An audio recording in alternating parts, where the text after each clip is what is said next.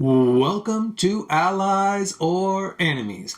I am Sean and I am flying solo today because I am talking about solo games and in particular Final Girl, which is one of my most played solo games. And today I'm going to be ranking everything from Season 1. So that's going to include all 5 of the regular boxes as well as the Terror from Above vignette and just telling you which ones I like the least to which ones I like the most. And in general, this game is terrific. This just really speaks to me. I love slasher movies, especially slasher movies from the 80s.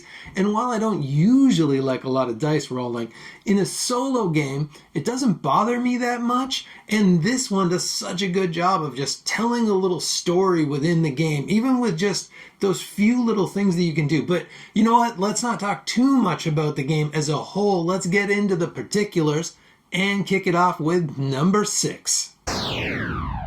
Number 6 is Creech Manor, and this is based on Poltergeist, which is a terrific movie, which I've heard is secretly directed by Spielberg, but he definitely produced it, and it's terrific. But the game is okay. So the problems with Creech Manor, first of all, I don't love the art style as much as most of the series. That's not that important because that's mostly just on the box and it's just skin deep. The bigger problem is, whilst Final Girl's always random, this one is just a bit too random. So what you got to do in this one is you got a poltergeist. She's flying around this house, taking out people, trying to take out you before you can find this little girl and get her out of the house. But the little girl is just hidden in one of the item decks, which means if you happen to go to the right room early enough and just find her, great. You've beat the game in like 5 minutes. If she's in like the last item room that you go to, you're already dead. So it is totally just a luck of the draw on which room she's in. And there's not a lot you can do to figure that out. And there are these really tough cards that sometimes even when you find her, she gets taken away again. And that is just so frustrating. But there are a lot of real positives here. The actual Creech Manor is awesome. It's one of my favorites of the locations. It's really cool. It's vertical. You can jump out of windows, going around the different rooms. This one's really fun to play with some of the other killers. So there are positives, but this one is my number 6.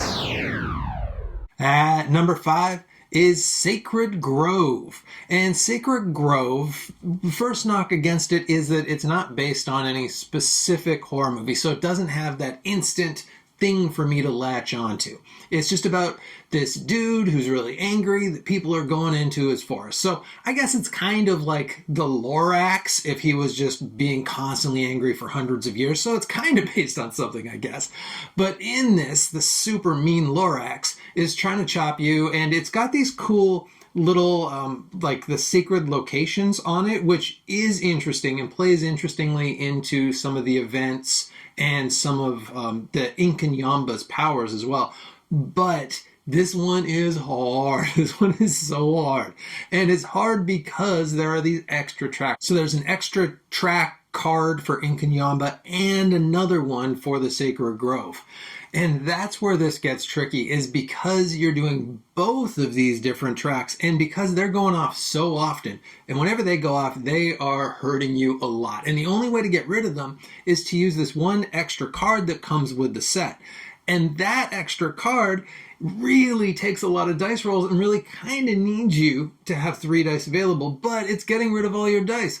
So if you do well at the beginning and you just kind of charge the killer, you got a good shot here. But that feels like it's going against what the game wants you to do because you're just kind of guns a-blazing right out of the gate. And it feels like it wants you to manage these things. But managing these things is so hard. And once it starts to go bad, it just keeps going bad and bad and bad.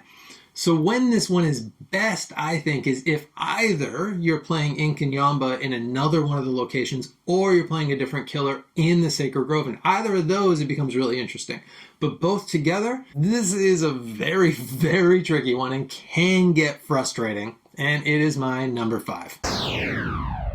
At number 4 is Terror from Above. And this is a little bit opposite of the last one in that some people do argue this one's on the easier side, and I think that's probably fair, but it's also a really interesting challenge. So Terror from Above is just this vignette. It's a tiny little box of cards. It's pretty cheap to pick up.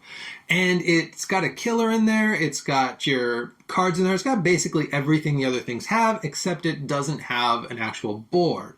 But that's fine because it's got a whole bunch of birds. This is based on Hitchcock's The Birds, and these birds are everywhere in town. They start everywhere that anything else isn't. And they're going to build up and up and up. And how you generally lose this is that everywhere has 3 birds. So you kind of pandemic them. And when you've got extra birds where you can't put birds, you got to put them in. You have like little outbreaks of birds that build up and they attack you. And they do some damage, especially to your victims who they take out in one shot.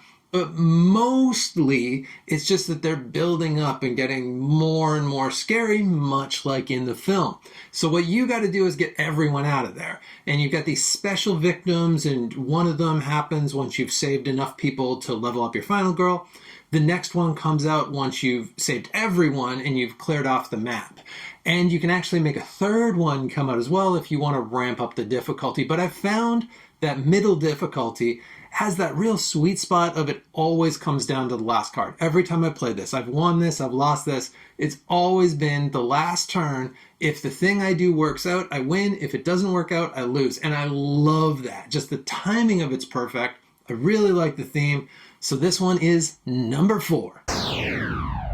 At number 3 is Carnival of Blood. And this is the other one in season 1 that's not really based on something, but it kinda is. It's just kind of that general trope of the evil kind of clown, evil carnival. He's not a clown. He's like a ringmaster. He's named Geppetto, and he's got a bunch of little puppets. And this one, the tricky is it's got a little extra upkeep because you got to deal with these minions.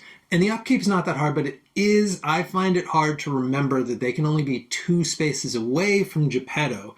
And I constantly catch myself being like, oh no, these guys can't be here. Now I got to reset the game. It's just a little thing you got to remember, but it can get tricky. They also can just get a little frustrating and can really team up on you quick. The other tricky with this one is it's got these traps in the item decks, which kind of make you not really want to use the item cards, which is too bad because that's such a fun part of the game in general. But the reason it's this high on the list are the events in this one are probably my favorite of anything in this series. They've got just these terrific ones, especially this golf cart. And if you played this, you know what I mean. And if you've got the golf cart, so fun because you're just driving around the outside and you're driving through people and smashing into them. And it's so satisfying to do this. I don't know why it's so satisfying, but it's so satisfying. And they've got a few of them in this, not a few golf carts, but a few different interesting events that are really fun. And the minion thing, while it does have a little bit of upkeep, does kind of set this one apart, make it a little bit more interesting. So this one is my number 3. At number 2 is Camp Happy Trail. And this is the one everyone says to start out with, and for good reason. This one doesn't have any extra rules to worry about, doesn't have any extra upkeep. This is just kind of vanilla Final Girl, but it does a really good job, and it's kind of nice playing it without any of that other stuff. And it's great because this is Crystal Lake. This is Jason Voorhees, although he's named Hans. But this is Friday the 13th. So this is kind of one of the OG slasher films and the inspiration for my t-shirt. And I love Friday the 13th, and I love just everything about this one. And they really do a good job of bringing that feeling out of it. Especially some of the setup cards, because you have some where you've got a bunch of kids at the bonfire, you've got some where they're kind of spread out around the map, you've got some where the killer starts in the lake, which is very Friday the 13th, and so I appreciate that. And this one, I think the setup is one of the most interesting setups. Usually that's not an interesting part, but it's just great to have just total meat and potatoes Final Girl. That's what this one is, and that's why it is number 2. Number 1 is Maple Lane. And Maple Lane is Nightmare on Elm Street. And I can't even, it would take a whole video to talk about my love of Nightmare on Elm Street and Freddy Krueger.